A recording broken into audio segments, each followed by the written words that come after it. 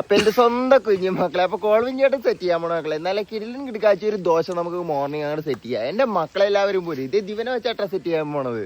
എന്റെ മക്കളൊക്കെ ഭക്ഷണം കഴിച്ചാ? എന്റെ മക്കളൊക്കെ ഭക്ഷണം കഴിച്ചെന്ന് കേട്ടാ സന്തോഷം കേട്ടാ. ഇവൻ കണ്ടാ മക്കളെ ഏതേ ദിവനെ നല്ല കാൽസ്യമുള്ളവനാ. ഇവനെ എപ്പോഴെങ്കിലും കിട്ടിക്കഴിഞ്ഞാൽ എന്റെ മക്കളൊക്കെ കൂടി അങ്ങോട്ട് തോരൻ വെച്ച് അങ്ങോട്ട് അടിച്ചേക്കണം.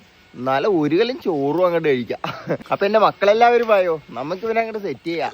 ജസ്റ്റ് ഉപ്പും പച്ചരിയും തേങ്ങയും വെച്ച് മാവ് അങ്ങോട്ട് അരച്ച് പരുവാക്കി എടുത്തിട്ടുണ്ട് മക്കളെ. ഇനി നമുക്ക് ഇവരെ അങ്ങോട്ട് ചുട്ടെടുക്കാം.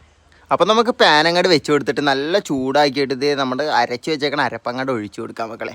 നല്ല കിടിലനായിട്ട് ഒഴിച്ചു കൊടുക്കാം മക്കളെ സെറ്റ്. എന്നിട്ട് അതിൻ്റെ മുകളിലോട്ട് നമ്മുടെ മുരിങ്ങയില അങ്ങോട്ട് തൂവി അങ്ങോട്ട് ഇടാം മക്കളെ. ഓഹോ വേറെ ലെവലി.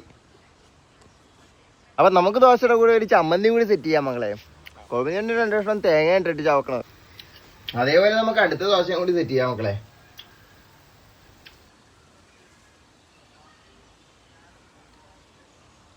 ദോശ റെഡി ആയിട്ടുണ്ട്. അപ്പം നമുക്ക് ഇത് ദോശയും വെച്ച് ചമ്മന്തി വെച്ച് ഒരു പിടുത്തം അങ്ങോട്ട് പിടിക്കണം. എന്നാ കളർഫുള്ളാന്നേ. ആ വെള്ളയും പച്ചയും എല്ലാം കൂടി കലർന്നങ്ങോട്ട് വരുമ്പോഴേ ഒരു വെറൈറ്റി ഒരു കളർ തന്നെയാണ് അല്ലേ? എൻ്റെ മക്കളൊക്കെ ഒന്ന് നോക്കിയെന്നേ, നോക്കണോ കാട്. ആഹാ എൻ്റെ മക്കളെ, സാധാരണ കുഴപ്പമില്ലാത്ത ദോശയൊന്നും കഴിക്കാറില്ല മക്കളെ.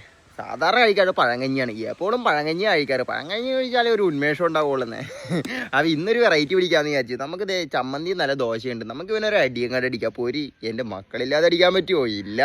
എന്നിട്ട് ദിഗുനെ അങ്ങോട്ട് കടിക്കാം.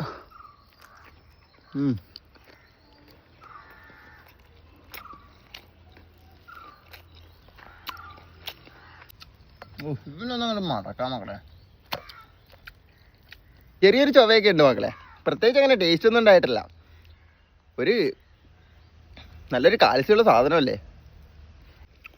ഇതൊരു ദോശ മാവിലൊന്ന് അരച്ച് ചേർക്കണം. അപ്പോൾ പച്ച ദോശ ആയിരിക്കും, അവനും പൊളിയായിരിക്കും.